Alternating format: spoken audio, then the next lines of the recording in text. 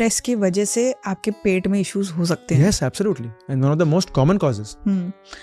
अगर कोई दवाई नहीं लेना चाहे, अभी से ही संभलना चाहे कि स्ट्रेस की वजह से जो मुझे हो रहा है, तो कोई उपाय है? लाइक देखिए, stress is a very personal thing. मतलब कोई मुझे आके बोलता है, बोलते सर मुझे तो इतना स्ट्रेस होना नहीं चाहिए. मतलब वो खुद मुझे बताएंगे कि मुझे स्ट्रेस तो होना नहीं चाहिए, मेरा तो बस छोटा सा एग्जाम है. और किसी के फैमिली में ऐसा सोचेंगे कि किसी को बहुत बड़ा झटका लगा फाइनेंशियली, या फैमिली में किसी की डेथ हो गई, उसको भी स्ट्रेस है. तो स्ट्रेस का कोई मापदंड नहीं है. There is no quantification.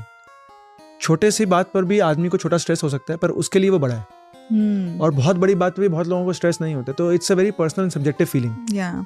तो और क्या होता है कि उस स्ट्रेस को अपने को अगर मिटिगेट करना है, उसको ठीक करना है, तो वो स्ट्रेस को करने के लिए एक तो हो गया mindfulness practice which has been found to be beneficial. मतलब अपने तो मेडिटेशन हो, योगा हो. माइंडफुलनेस इज भाई आप एक चीज़ का ध्यान करो, तो ध्यान जो होता है अपने सीधे शब्दों में, उसका फ़र्क पड़ता है. There are certain exercises. तो JPMR बोल के एक्सरसाइज होती है, मसल प्रोग्रेसिव मसल रिलैक्सेशन बोलते हैं, और भी बहुत कुछ है.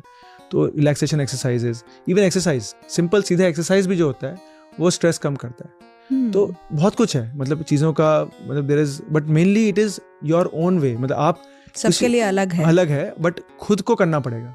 कोई और आपको स्ट्रेस कम करके देगा नहीं कर सकता. और मैं लोगों को ये भी बताता हूँ, मैं सबको बोलता हूँ कि भाई देखिए, स्ट्रेस के कारण कभी खत्म नहीं होंगे. आज कुछ है, कल कुछ और है, परसों कुछ और है.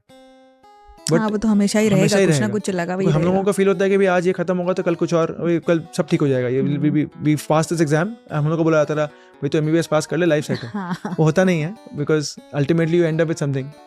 So there will be always something. So इसलिए वो उस समय उस चीज़ को टैकल करना हम लोगों को सीखना है.